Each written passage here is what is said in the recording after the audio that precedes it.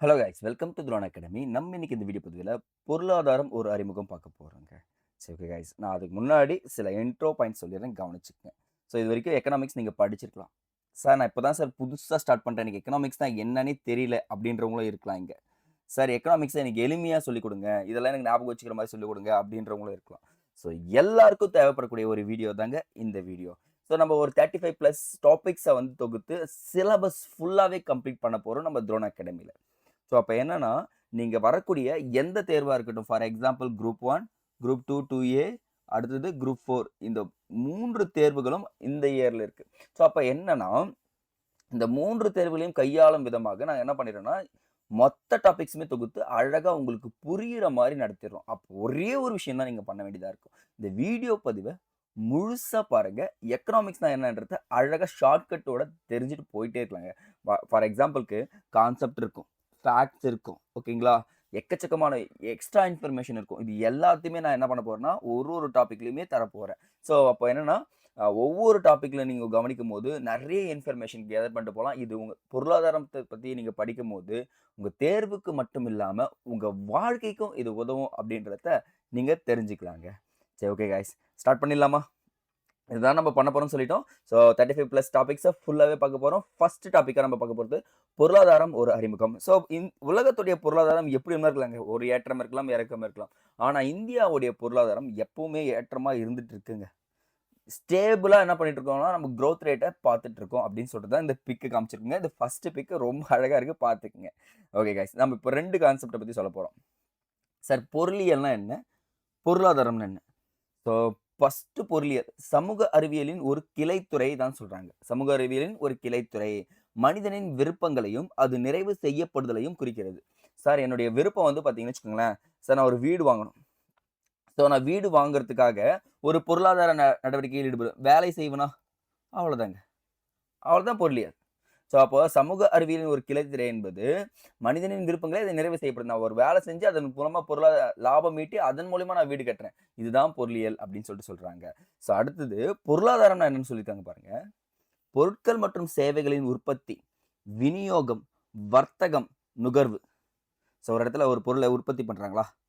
அது என்ன பண்றாங்க? இன்னொரு இடத்துக்கு போய் விநியோகம் பண்றாங்க. ஒரு இடத்துக்கு ஒரு கடைக்கு குடுக்குறாங்க. அவரு என்ன பண்றாரு? ட்ரேட் பண்றாரு. வர்த்தகம் பண்ணுவாரா? வர்த்தகம் பண்றவர்கிட்ட இருந்து என்ன பண்ணுவாங்க போய் ஒருத்தரு? பை பண்ணுவார். நுகர்வோர்கள். ஆகியவற்றை கையாளும் ஒரு சமூக அமைப்பு. இந்த சமூக அமைப்பு யாருன்னு பார்த்தீங்கன்னா, மக்கள். இந்த சமூக அமைப்பு தான் யாரு? மக்கள் அப்படின்னு சொல்லிட்டு சொல்றாங்க. ஸோ அப்போ என்னன்னா, இந்த பொருட்கள், விநியோகம், வர்த்தகம், நுகர்வு ஆகியவற்றை கையாளும் ஒரு சமூக அமைப்பு தான் நம்ம என்ன சொல்லியிருக்கோம்? பொருளாதாரம் அப்படின்னு சொல்லிட்டு குறிப்பிடுறோம். அப்போ பொருளியல்னா, மனித விருப்பங்களை அது நிறைவு செய்யப்படுதல் பொருளியல். பொருளாதாரம்னா, பொருட்கள், விநியோகம், வர்த்தகம், நுகர்வு ஆகியவற்றை கையாளும் ஒரு சமூக அமைப்பு அப்படின்னு சொல்லிட்டு சொல்றாங்கப்பா. ஸோ அப்ப பொருளாதாரம், எக்கனாமிக்ஸ் என்ற சொல் எங்கிருந்து சார் பெறப்பட்டது அப்படின்னு பார்த்தீங்கன்னு வச்சுக்கோங்களேன். நல்லா கவனிச்சுங்க கைஸ். பொருளாதாரம் என்ற சொல் ஃபர்ஸ்ட் கிடையவே கிடையாது. ஓய்கோனாமிக்கோஸ் என்ற சொல், ஓய்கோஸ் என்ற கிரேக்க சொல்லிலிருந்து தான் எக்கனாமிக்ஸ் என்ற சொல் வந்துச்சுங்க. புரியுதுங்களா? எக்கனாமிக்ஸ்ன்றது ஃபர்ஸ்ட் கிடையவே கிடையாது. அப்ப இதுலருந்து தான் தோன்றிருச்சு அப்படின்னு சொல்லிட்டு சொல்றாங்க. அப்ப ஓய்கோஸ் அப்படின்னா இல்லங்கள்னும், நோமோஸ் என்பது நிர்வாகம், வழக்கம் அல்லது விதி அப்படின்னு சொல்லுவாங்க. அப்ப இதன் பொருள் என்னன்னா, வீட்டு நிர்வாகம், ஹவுஸ் மேனேஜ்மென்ட் அப்படின்னு சொல்லுவாங்க. பொருளாதாரத்த பொறுத்தவரைக்கும் ஹவுஸ் மேனேஜ்மென்ட் தாங்க மேஜர் ரோல் பண்ணுது. ஒவ்வொரு தனி குடும்பமும் என்ன பண்ணுவாங்க, அவங்க நிர்வகிக்கும் முறைய பத்தி சொல்வாங்க. ஸோ அப்போ பண்டைய கால பொருளாதார முறை எப்படி சார் இருந்துச்சுன்னா, யோசிச்சு பாருங்க. பண்டைய கால பொருளாதார முறை விவசாயத்த மையமா இருந்துச்சு. முக்கியமா பண்டமாற்று முறையும் இருந்துச்சுன்னு சொல்றாங்க. நான் ஒரு விவசாயம் பண்றேங்க. என்கிட்ட நெல் இருக்கு. இந்த நெல்ல நான் எப்படி விப்பேன்னா, என்கிட்ட அதுக்கு காயின் இருக்காது அந்த காலத்துல. அப்ப என்ன பண்ணுவேன்னா, உப்பு வாங்குவேனா பாருங்க. நீ உப்பு குடு, நான் என்ன பண்றேன், நெல்லு பண்றேன். இதுக்கு 2த்துக்கும் நடக்கிறது தான் என்ன பண்ணும்னா, பண்டமாற்று முறை. இப்ப புரியுதுங்களா? இதுதான் பண்டமாற்று முறையா இருந்துச்சு. இப்போ பண்டமாற்று முறை நமக்கு நடக்குது. என்னங்க சார் சொல்றீங்க? பண்டமாற்று முறை தான் இல்லையே! அப்படின்னு சொல்லிட்டு நீங்க கேட்கலாம். இருக்கு. எப்படின்னா, பக்கத்து வீடு உங்களுக்கு நல்லா தெரிஞ்ச வீடா இருந்தா, "ஐயா எங்க வீட்ல என்ன குழம்பு?" அப்படின்னு கேட்பாங்க. நான் வந்து மீன் குழம்பு அப்படின்பேன். ஐயா எனக்கு மீன் குழம்பு குடுங்க. அ அப்ப உங்க வீட்ல நான் என்ன கேட்பேன்? ரசம். ஓகேப்பா நான் மீன் சாப்பிட்டுருக்கேன். அப்ப எனக்கு ரசம் குடுங்க அப்படின்னு சொல்லுவாங்க. இதுவும் பண்டமாற்று முறை தான். புரியுதுங்களா? அப்ப பண்டமாற்று முறைன்னா, ஒரு பொருள குடுத்து ஒரு பொருள வாங்குறது பார்ட்டர் சிஸ்டம் அப்படின்னு சொல்லிட்டு அழகா சொல்லியிருப்பாங்க. இதுக்கு ஒரு சிக்கல் ஏற்பட்டுச்சு. உப்போடைய விலையும், நெல்லோடைய விலையும் சேமா? இல்லவே இல்ல.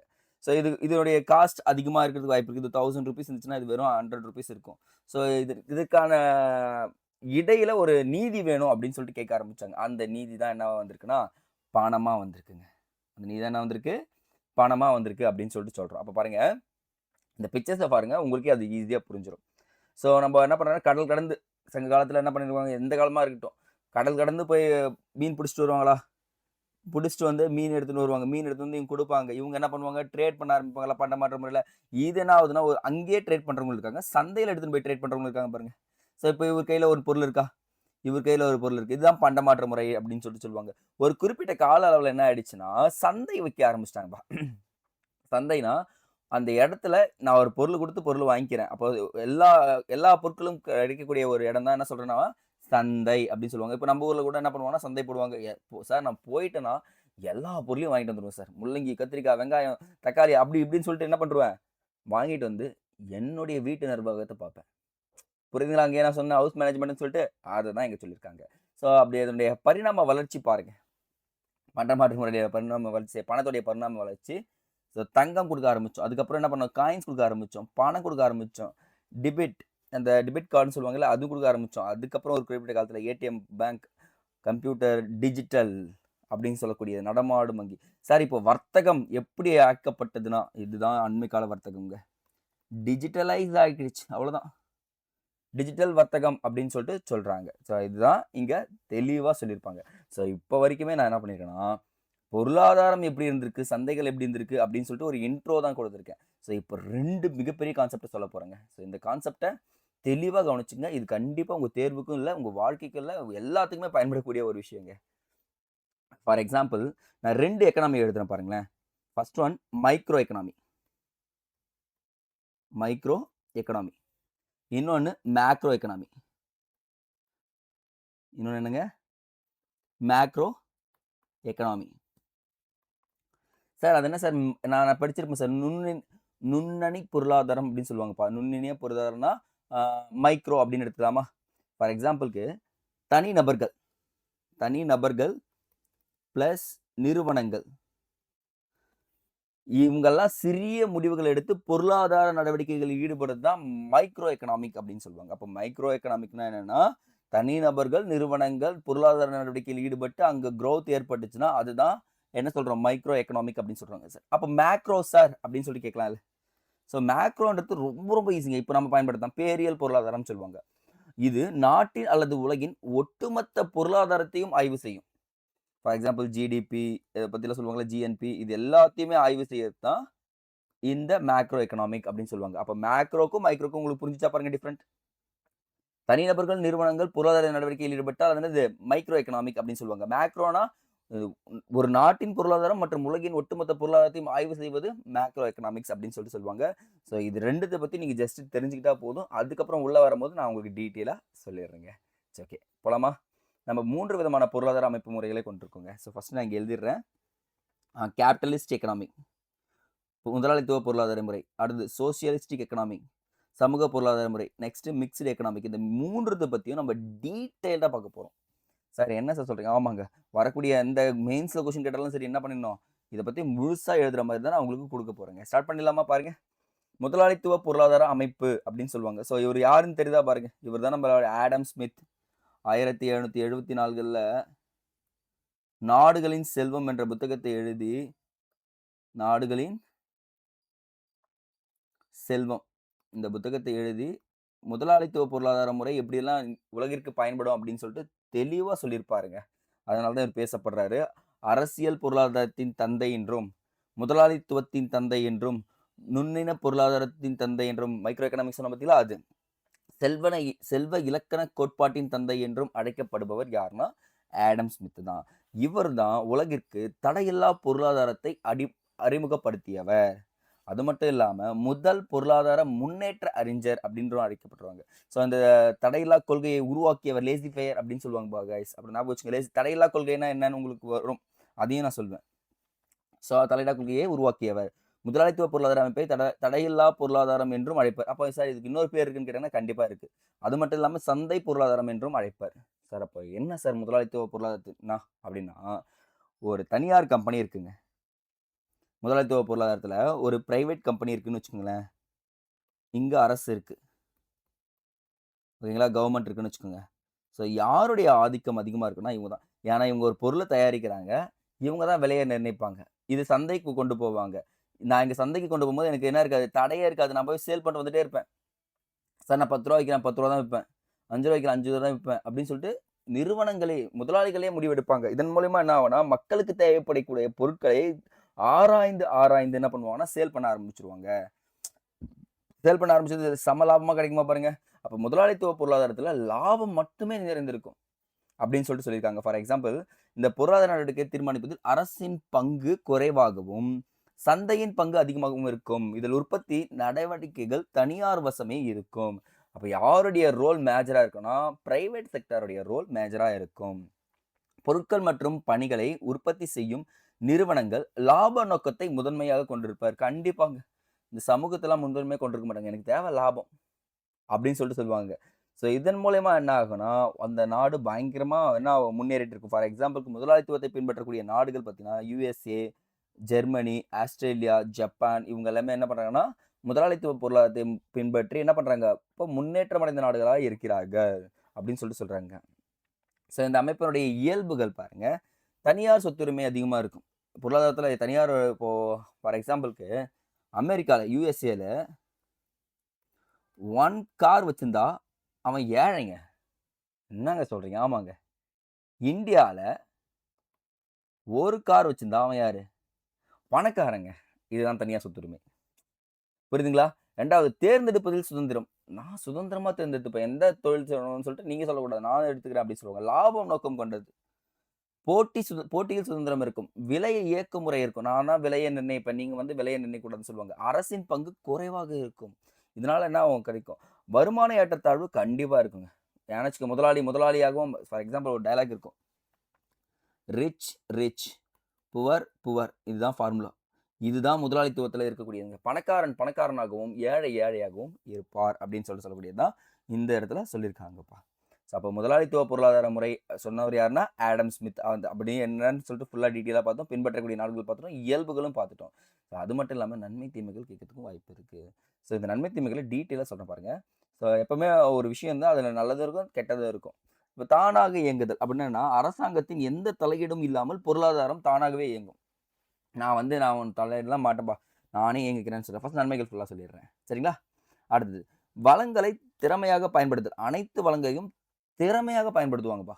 என்கிட்ட ஃபார் எக்ஸாம்பிள்க்கு ஆ நிலக்கரி கிடைச்சுச்சுன்னா, அழகா ஒரே ஒரு கிலோ கூட வேஸ்ட் பண்ணாம எடுத்துட்டு போயிட்டு அடுத்த நாட்டுக்கோ, இல்ல தன்னுடைய தேவைக்கோ பூர்த்தி செஞ்சுப்பாங்க. அதுதான் வளங்களை திறமையாக பயன்படுத்துது. கடின உழைப்பிற்கு வெகுமதி அப்படின்னு சொல்லியிருக்காங்க. ஸோ அப்போ நீ அதிகமா உழைச்சன்னா, உங்கள என்ன பண்ணணும்னு பார்த்தீங்கன்னா, நான் பணம் அதிகமா குடுப்பேன் அப்படின்னு சொல்லுவாங்க. அதனால தான் முதலாளித்துவ பொருளாதார முறை இன்னும் முன்னேற்றி இருக்கு. பொருளாதார முன்னேற்றம் ஏற்படும்னு சொல்லியிருக்காங்க. ஸோ இந்த உற்பத்தி மற்றும் உற்பத்தி திறன் அளவு அதிகமா இருக்கும். உற்பத்தியும், உற்பத்தி திறன் அளவும் அதிகமா இருக்கும் அப்படின்னு சொல்லிட்டு சொல்லியிருக்காங்க. நுகர்வோர் இறையாண்மை. அது என்ன சார் நுகர்வோர் இறையாண்மை? அனைத்து உற்பத்தி நடவடிக்கைகளையும் நுகர்வோர்களை திருப்தி செய்வதே நோக்கமாக இருக்கும். ஆமா. எனக்கு முக்கியமா முதலாளித்துவ பொருளாதார முறையில புடிச்சது என்னன்னா, இப்ப என்ன தேவைன்னு பாருங்க. இப்ப வெயில் காலம் அடிக்குதா, எனக்கு ஏசி தேவைன்னா ஏசி புரொடக்ஷன் பண்ணுவாங்க. சார் குளிர்காலம் அடிக்குது, எனக்கு போர்வ தேவைன்னா போர்வ புரொடக்ஷன் பண்ணுவாங்க. இதுதாங்க முதலாளித்துவத்தில இருக்கிற பிளஸ் பாயிண்ட்.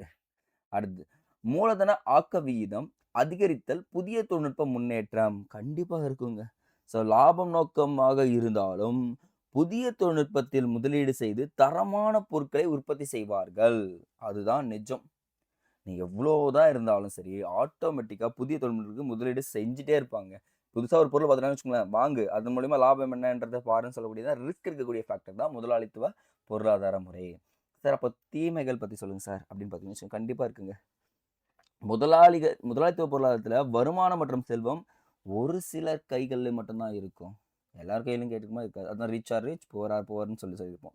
வளங்கள் வீணாக்கப்படுது. கண்டிப்பா சொல்றேன். சரி இங்க திறமையாக கையாளுவாங்கன்னு சொன்னேன்ல, ஒரு சில இடங்கள்ல என்ன பண்ணுவாங்கன்னா, வளங்கள எக்ஸ்ட்ரா இருக்கிறத என்ன பண்ணுவாங்கன்னா, விட்டு போயிடுவாங்க. அவ்வளோதான் வேஸ்ட்டா போயிடும். அப்போ வளங்கள் வீணாக்கப்படும். வகுப்பு போராட்டம் என்பது கண்டிப்பா நடக்குங்க. ஏன்னா, அ அந்த சமுதாயத்த முதலாளிகள் ஆள்வாங்க. வேலைக்காரர்களை தனியா பிரிச்சு வைப்பாங்க. அப்ப என்ன ஆகும்? வேலைக்காரனும், முதலாளிகளும் சண்டை போடும். வகுப்பு போராட்டம் நடக்கும். அடுத்தது வாணிபச் சூழல் தடையில்லா சந்தை முறை வந்து பார்த்தீங்கன்னா, அதிக அளவு பொருளாதார ஏற்றத்தாழ்வுகளை உருவாக்கி நெருக்கடிய குடுக்கும் அப்படின்னு சொல்றாங்க. அப்ப என்ன பண்ணுவான், நீ வந்து எல்லா பொருளையும் தயாரிப்ப, நீ வந்து வித்துருவ. அப்ப அந்த ஊர்லயே இருக்கிறவன் என்ன பண்ணுவான், பிரச்சனை ஏற்படும்னால அந்த வாணிப சூழல் தான் சொல்லியிருக்காங்க. நெக்ஸ்ட் அத்தியாவசிய பொருட்களின் உற்பத்தி நடக்கும்.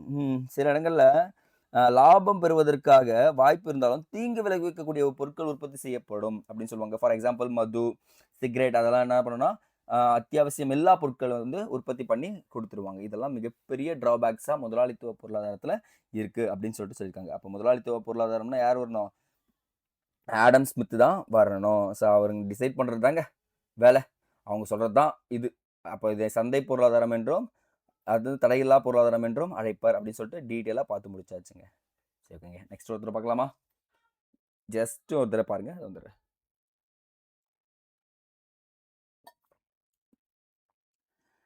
சமத்துவ பொருளாதாரம் அப்படின்னு சொல்லுவாங்க. சமூக பொருளாதாரம் அப்படின்னு சொல்லிட்டு சொல்லுவாங்க. கட்டளை பொருளாதாரம்னு சொல்லுவாங்க. பிளான்டு பொருளாதாரம்னு சொல்லுவாங்க. அது திட்டமிட்ட பொருளாதாரம். எக்கச்சக்கமான பேருங்க இதுக்கு மட்டும் தான். ஏன்னா அங்க முதலாளி நிர்ணயிச்சாரா முதலாளித்துவ பொருளாதாரத்துல? இந்த இடத்துல அரசே பெரும்பான்மையான தொழில்களை உரிமம் கொண்டு கட்டுப்படுத்தி ஒரு சமுதாயத்தினை ஒழுங்குபடுத்தும் பொருளாதார நடவடிக்கை தான் சமத்துவ பொருளாதார அமைப்பு அப்படின்னு சொல்லிட்டு சொல்றாங்க. சார் அப்படி என்ன சார் அப்படின்னு பார்த்தீங்கன்னா, இங்க பாருங்களேன் கட்டளை பொருளாதாரம், இந்த சமத்துவ பொருளாதாரம் என்ன உற்பத்தி செய்வது? எவ்வாறு உற்பத்தி செய்வது? யாருக்காக உற்பத்தி செய்வது? என்ன உற்பத்தி செய்யுதுன்னு சொன்னா, அது எப்படி பண்ண போறேன்னு சொன்னா, யாருக்காக நீ உற்பத்தி பண்ற? உற்பத்தி பண்ணி சும்மா ஸ்டாக்லாம் வைக்காத. உற்பத்தி பண்ணியா? சேல் பண்ணு அப்டின்னுவாங்க. அப்ப மைய அமைப்பு அனைத்தையும் கட்டுப்படுத்தி முடிவு செய்யும் அமைப்பு யார்கிட்ட இருக்குன்னா, அரசு கிட்ட இருக்கும். இப்ப புரியுதுங்களா பாருங்க. இத சொன்னவர் யாருன்னா, காரல் மார்க்ஸ். இவர் தான் சமதர்மத்தின் தந்தை, சமத்துவ பொருளாதாரத்தின் தந்தை அப்டின்னு சொல்லக்கூடிய அழைக்கப்படுவர் தான் காரல் மார்க்ஸ். அப்ப சமத்துவம் என்பது மொத்த திட்டமிடல், பொது உடைமை மற்றும் பொருளாதார நடவடிக்கைகளில் அரசின் கட்டுப்பாடு இருக்கும். ஸோ என் திட்டமிடுறதும் என்ன இருக்கும், பொது உடைமை இருக்கும். பொருளாதார நடவடிக்கைகள் யாருடைய கட்டுப்பாடு இருக்கும்? அரசின் கட்டுப்பாடு. அப்ப முதலாளித்துவத்துல முதலாளிகளின் கட்டுப்பாடு. இதுல அரசின் கட்டுப்பாடு இருக்கும் அப்படின்னு சொல்றாங்க. அப்போ இதுல அனைத்து வளங்களையும் அரசே உரிமையாக்கி பயன்படுத்தும் அப்படின்னு சொல்லியிருக்காங்க. யார் பயன்படுத்துவாங்க? அரசே பயன்படுத்தும். ஸோ இவர் ஒரு புக் எழுதியிருக்காங்க. அங்க நம்ம 10 நாடுகள் செல்லும் பார்த்தோமா, இந்த இடத்துல தாஸ் மூலதனம் சொல்லுவாங்கப்பா. தாஸ் மூலதனம் அப்படின்ற புத்தகத்த இவரு எழுதியிருப்பார். கார்ல் மார்க்ஸ் எழுதியிருப்பாரு. இதுல பயங்கரமா பேசியிருப்பாருங்க. ஒரு நாட்டு மக்களுடைய வருமானம் ஃபார் எக்ஸாம்பிள் சொல்லியிருப்பாரு. ம். காளிதாசன் சொன்ன டயலாக்கே அப்படியே இவரு மாத்தி சொல்லியிருப்பாரு. வரி மூலியமா ஒரு மன்னன் பெர்றான்னு வச்சுக்கோங்களேன், அந்த வரி பணத்தை யாருக்கு செலவழிக்கணும்னா, மக்களுக்கே செலவழிக்கணும்னு சொல்லியிருப்பாரு. காளிதாசர். அதே மாரி தான் என்ன பண்ணியிருப்பாருன்னா, இவரு சொல்லியிருப்பாரு. நீங்க ஒரு பெறக்கூடிய வருமானம் எந்த மக்களிடம் பெறப்பட்டதோ, அந்த மக்களுக்கே செலவழிக்கணும் அப்படின்னு சொல்லிட்டும் சொல்லியிருப்பாரு. அதான் சமத்துவ பொருளாதாரத்தின் சொல்வாங்க. அப்போ இந்த பொருளாதாரம் திட்டமிடப்பட்ட பொருளாதாரம், பிளான்ட் எக்கனாமிக், கமாண்டிங் எக்கனாமிக். பாத்தீங்கன்னா கட்டளை பொருளாதாரம், சோசியலிஸ்டிக் எக்கனாமிக், சமூக பொருளாதாரம் அப்படின்னு சொல்லிட்டு 3 பேர் சொல்லியிருக்கேன். அங்கேயும் நான் 3 பேர் சொன்னேன். ஸோ அப்போ சமதர்ம பொருளாதாரத்தில் எதனுடைய நோக்கம் இருக்குன்னா, பொது நலமே நோக்கமாக கொண்டு அனைத்து பொருளாதார அமைப்பின் நோக்கமாகவும், இதன் குறிக்கோளானது வருவாய், செல்வம் பகிர்வதில் சமத்துவம் கிடைக்கணும். அனைவருக்கும் சம வாய்ப்பு வழங்குவதை நோக்கமாக கொண்டது. அப்ப சமத்துவம், சமூகம்னாலே யாரு? மக்கள மையப்படுத்தி யார மையப்படுத்தி? மக்கள மையப்படுத்தி எடுக்கக்கூடிய நடவடிக்கைகள், சமூக பொருளாதார நடவடிக்கைகள் அப்படின்னு சொல்லிட்டு சொல்லுவாங்க. ஸோ இப்போ வந்து பார்த்தீங்கன்னா, பின்பற்றும் நாடுகள் ரஷ்யா, சீனா, வியட்நாம், போலாந்து, கியூபா இந்த நாடுகள் வந்து பார்த்தீங்கன்னா, பின்பற்றப்படுது. ஆனால் தற்பொழுது வந்து பார்த்தீங்கன்னா, சமூக பொருளாதாரத்தை பின்பற்றும் நாடுகள் மிக குறைவாக இருக்கிறது. கண்டிப்பாங்க. ரொம்ப கம்மி அப்படின்றத சொல்லியிருக்காங்கப்பா. நெக்ஸ்ட். இதனுடைய இயல்புகள். ஸோ இயல்புகளுக்கு பொறுத்தவரைக்கும் உற்பத்தி மூலங்களின் பொது உரிமம் இருக்கும். மைய திட்டமிடல் இருக்கும். நான் ஒரு விஷயத்த பண்ணா பிளான் பண்ணி பண்ணுவேன்னு சொல்லுவாங்க. அதிகபட்ச சமூக நலன். மக்களுடைய நலன் தான் அதிகமா வச்சிருப்பேன். போட்டி இருக்காது. ஆனா, அந்த போட்டி போடுறதுக்கு நான் திறந்தே விடலையே அப்படின்னு சொல்ற அளவுக்கு சொல்லுவாங்க. விலை இயக்குமுறை எல்லாமே இருக்கும். விலை வந்து பார்த்தீங்கன்னா, அடுத்தடுத்து சுழற்சி முறையில ரூ. 2 ஏத்துறேன் சார். சார் ரூ. 4 ஏத்துறேன் சார். டீயோட விலை ஏற்றிருக்குல்ல அந்த மாரிலாம் ஏறாது. ரூ. 10 டீனா ரூ. 10 தான் வித்துட்டு இருப்பாங்க. வருவாயில் சமத்துவம் இருக்கும். ஸோ நான் உனக்கு வந்து 10K சேலரி குடுத்துட்டேன்னா, அதே ஒர்க் பார்க்குற இன்னொருத்தருக்கும் நான் எவ்வளோ சேலரி தான் குடுப்பேன். 10K தான் குடுப்பேன். அவருக்கு வந்து நான் 15Kலாம் தரமாட்டேன் அப்படின்னு சொல்லக்கூடியது தான் இந்த சமத்துவ பொருளாதாரத்தின் இயல்புகள்ல முடியுதுங்க. Okay guys. இப்ப நன்மை, தீமைகள் பத்தலாமா? பொருளாதாரத்துல எல்லாத்துலயுமே நன்மை, தீமைகள் இருக்கு. இதுலயும் பாருங்க. நன்மைகள் ஃபர்ஸ்ட் முடிச்சுட்டு வந்துருவோம். ஏற்றத்தாழ்வு குறைவு. கண்டிப்பாங்க. எந்த ஒரு நபருக்கு தனியார் சொத்துக்கள்லும் சரி, உரிமம் கொண்டவர்கள் மற்றவர்களை சுரண்ட அனுமதிப்பதில்லை. நீ முதலாளியா கூட இரு. ஆனா என்ன பண்ண மாட்டேன், இங்க ரிச் கிடையாது, புவர் கிடையாது. எல்லாருமே சமம் அப்படின்றத பார்ப்பாங்க. வளங்களை அளவறிந்து தட்ஸ் மீன் அறிவார்ந்து முறையில் ஒதுக்கீடு. அப்படின்னா என்னன்னா, என்கிட்ட ஒரு வளம் இருக்கு. 100% வளம் இருக்குன்னா, நான் 50% வளத்த தான் நான் உனக்கு குடுப்பேன். மீதி 50% இருப்பு இருக்கட்டும் அப்படின்னு சொல்லியிருப்பாங்கப்பா. அதுதான் இங்க குடுத்துருப்பாங்க. வகுப்பு சண்டைகள் இருக்காது. ஏன்னா முதலாளித்துவம் தான் வகுப்பு சண்டை இருக்கும். அப்ப வகுப்பு சண்டைகள் இல்லாம இருக்கும். வணிகச் சூழலுக்கு முடிவு வந்துருங்க. சார் அது என்ன சார் வாணிகச் சூழலுக்கு முடிவுகள் அப்படின்னு பார்த்தீங்கன்னு வச்சுக்கோங்களேன். பண்டங்கள் மற்றும் பணிகளின் உற்பத்தி என்ன நடக்கும்னா, ஆ திட்டமிட்டு அதிகாரம் முழு கட்டுப்பாடு யார்கிட்ட வச்சிருப்பாங்கன்னா, அரசுகிட்ட வச்சிருப்பாங்க. தனியார் கிட்ட குடுத்தா தானே பிரச்சனை, நானே வச்சுக்கிறேன்னு சொல்லுவாங்க. சமூக நலன் முன்னேற்றம் ஏற்படும். மக்கள் முன்னேற்றம் ஏற்படுவாங்க அப்படின்னு சொல்லுவாங்க. தீமைகள் நெறையவே இருக்குங்க. அத நீங்க கேள்விப்பட்டிருக்கீங்களா? சிகப்பு நாடா முறை. திருப்பி சொல்லி தரேன் பாருங்க. இன்னொரு கான்செப்ட். சார் என்கிட்ட நான் இப்போ ஒரு கம்பெனி ஸ்டார்ட் பண்ண போறேன். ஜெகதீஷ் கம்பெனின்னு சொல்லிட்டு ஸ்டார்ட் பண்றேன்னு வச்சுக்கோங்களேன். ஒரு ஃபைல் எடுத்துன்னு போய் நான் வைக்கிறேன். அந்த ஃபைலு ஒரு டேபிளுக்கு மாறும். இன்னொரு டேபிளுக்கு மாறும். இன்னொரு டேபிளுக்கு மாறும். இன்னொரு டேபிளுக்கு மாறும்.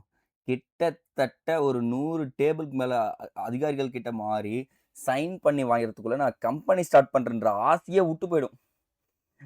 உண்மையா இல்லையா? அப்ப நான் என்ன பண்ணுவேன், நான் இந்த இந்த நாட்ல நான் ஏன் பொருளாதார நடவடிக்கைகளை மேற்கொள்ளணும்? நான் போய் எங்க முதலாளித்துவம் இருக்கோ அங்க போயிறேன்னு சொல்லிட்டு போயிட்டோம்னா, இதுதான் பெரிய தீமைகள்ல ஃபர்ஸ்ட்ல இருக்கு. அப்ப சிகப்பு நாடா முறை என்பது என்னன்னா, ஒரு ஃபைல ஒரு கம்பெனி ஸ்டார்ட் பண்ணா எக்கச்சக்கமான கையெழுத்து அதிகாரிகள்ட்ட வாங்குறத சிகப்பு நாடா முறை அப்படின்னு சொல்லுவாங்க. அடுத்தது ஊக்கம் இல்லாமை. சார் அது என்ன சார் ஊக்கம் இல்லாமை அப்படின்னு பார்த்தீங்கன்னு வச்சுக்கோங்களேன், அ இன் திறமைக்கும் எந்த ஊக்கமும் அளிக்க மாட்டாங்க. உற்பத்தி திறனும் பாதிப்படையும் பாருங்க. சார் என்கிட்ட திறமை இருக்கு. அந்த திறமைய என்ன பண்ண மாட்டாங்க, "சரி வாப்பா, உங்ககிட்ட திறமை இருக்குல்ல நான் பணம் தரேன்" அப்படின்னு சொல்லிட்டுலாம் சொல்ல மாட்டாங்க. "திறமை இருக்கு, அவ்வளோதான். அத வச்சுக்கோ" அப்படின்னு சொல்லிட்டு போயிடுவாங்க. தெரிவு செய்வதில் சுதந்திரம் குறைவு. நான் எந்த கம்பெனி ஸ்டார்ட் பண்றனாலும் சுதந்திரம் கம்மியா இருக்கும். ஏன்னா, அது மக்களுக்கு பாதிப்பு ஏற்பட்டுச்சுன்னா என்ன பண்ண மாட்டேன், அந்த கம்பெனிய நான் ஸ்டார்ட் பண்ண விட மாட்டேன்னு சொல்லிட்டு அரசு சொல்லிடும். அதிகாரம் அரசுகிட்டே குவிந்திருக்கும்பா. அங்க தனியார் கிட்ட குவிந்திருக்கலாம். இங்க யார்கிட்ட இருக்கும்? அரசு கிட்ட குவிந்திருக்கும் அப்படின்னு சொல்லிட்டு சொல்லியிருக்காங்க. ஸோ இதுதான் வந்து பார்த்தீங்கன்னா, சமத்துவ பொருளாதாரத்தின் நன்மைகள், தீமைகள். ஓகேங்களா? அப்போ நம்ம 2 விதமான பொருளாதார அமைப்பு முறைகள உலக அளவுல பார்த்துட்டோங்க. 1 முதலாளித்துவ பொருளாதார முறை. 2வது சமத்துவ பொருளாதார முறை அப்படின்றது பார்த்துருக்கோம். 3வதா பார்க்க போறது ரொம்ப ரொம்ப இம்பார்ட்டன்ட். கலப்பு பொருளாதாரம். அது என்ன சார் கலப்பு? இங்கே எழுதிடுறேன் பாருங்க. இவரு யாருன்றத நம்ம சொல்லலாம். ஃபர்ஸ்ட்டு பொதுத்துறை.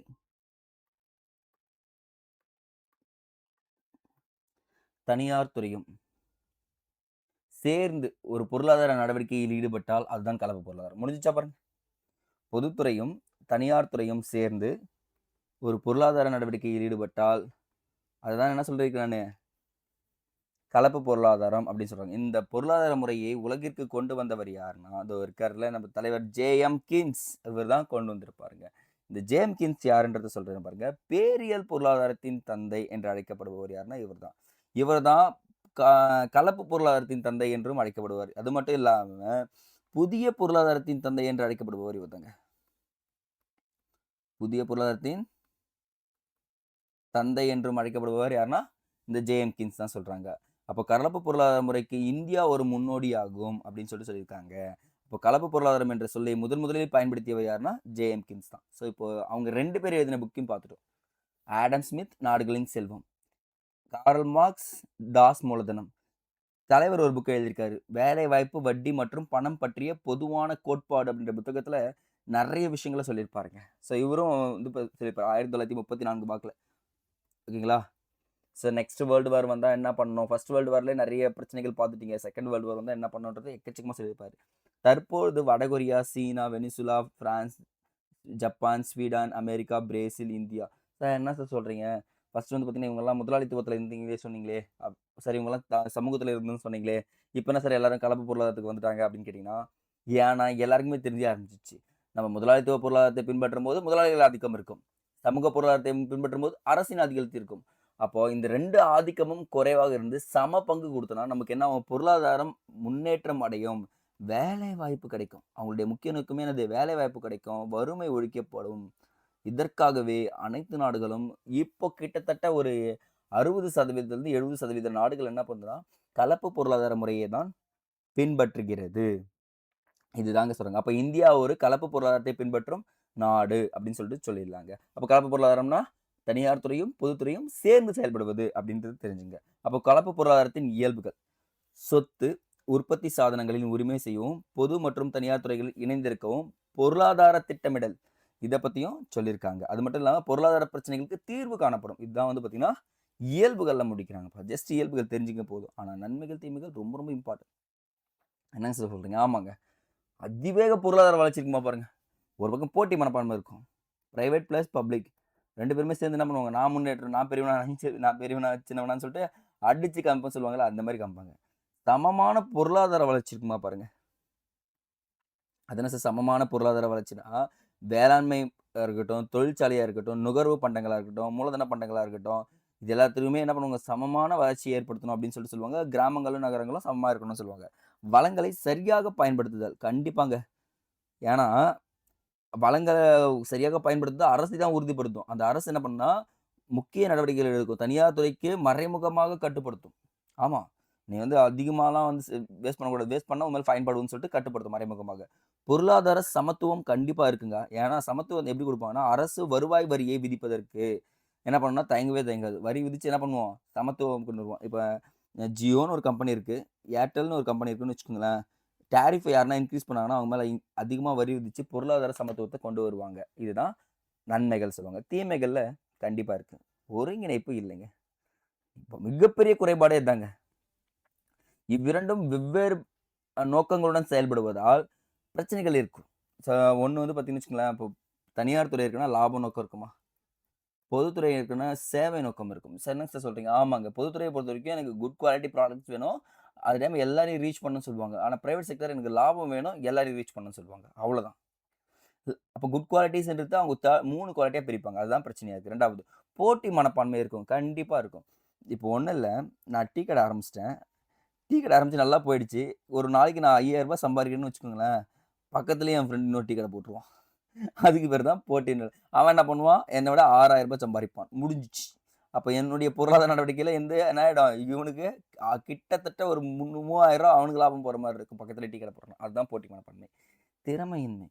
திறமையே இல்லாம என்ன பண்ருவாங்க? புதிய புதிய கம்பெனிகள் ஸ்டார்ட் பண்ருவாங்க. இதனால என்ன ஆகும்னா, வேலைவாய்ப்பு உருவாக்கி வேலை எடுக்கக்கூடிய நிலைமை ஏற்படும். தேசியமயமாக்கல் பற்றி பயம். கண்டிப்பா கவர்ன்மெண்ட் என்ன பண்ணும்னா, தனியார் துறைய தேசியமயமாக்கப்படும் அப்படின்னு சொல்லிட்டு அறிவிச்சுருவாங்க. டக்குனு என்ன பண்ணுவாங்க? நேஷனலைஸ் ஆக்கிடுவாங்க அந்த கம்பெனிய. ஸோ அந்த ஒரு பயம் எப்பவுமே இருந்துட்டே இருக்கும் தனியார் துறைகளுக்கு அப்படின்னு சொல்லிட்டு சொல்றாங்க. ஸோ இது எல்லாத்தையுமே தொகுத்து இப்ப குடுத்துடலாம் பாருங்க. ஸோ இப்ப நான் 3 பொருளாதார முறைகள் சொல்லியிருக்கேங்க. ஜஸ்ட் ஒரு ரீகால் கவனிச்சுட்டு வாங்க. முதலாளித்துவ பொருளாதாரத்தின் தந்தை ஆடம் ஸ்மித். ஓகேங்களா? சமூக பொருளியலின் தந்தை கார்ல் மார்க்ஸ். அப்போ கலப்பு பொருளாதாரத்தின் தந்தை ஜே.எம். கீன்ஸ் அப்படின்னு சொல்லுவாங்க.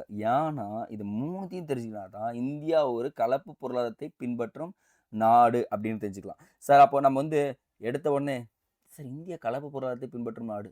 அப்போ சமூக பொருளாதாரம்னா என்ன? முதலாளித்துவ பொருளாதாரம்னா என்னன்னு தெரியக்கூடாதுன்றதுக்காக தான் டீட்டெயிலா அந்த பார்க்க சொன்னோம். புரியுதுங்களா?